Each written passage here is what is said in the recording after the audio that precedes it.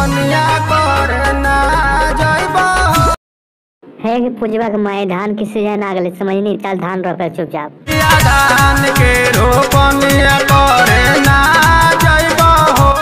आगे पूजवा माई बाकी कहानी के फेन से जरी कहीं तो की कहानी हमरा तो धान रोपे तो नहीं जेमी कहानी फेन से कहीं तो जरी हमरा जइबो ना जइबो। अच्छा गे नहीं जेमी आओ नहर में दिन रात कामा करो या नहीं करमी तो इहर में है कि हाँ गे नहर में तो की है यार की है नहर में तो बड़ी सुकुआरी हो।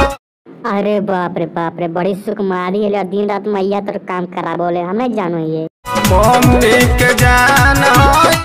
अच्छा मम्मी के जान नहीं तो पापा तो की है नहीं पापा के दुलारी हो।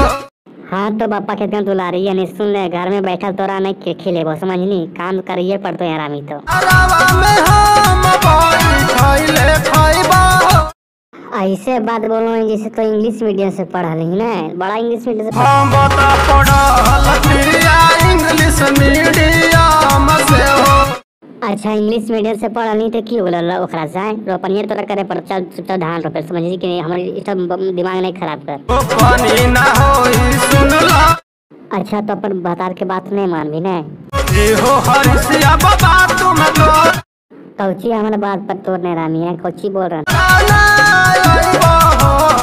अच्छा तो हमारे बात पर नहीं तो समझ नहीं समझ आगे हम तो देखभाल नहीं कर समझ नहीं तो भैया लोग वीडियो अच्छा लगे तो लाइक शेयर कमेंट कर दो तो इसलिए मजेदार कमेडी फिर से ले धन्यवाद।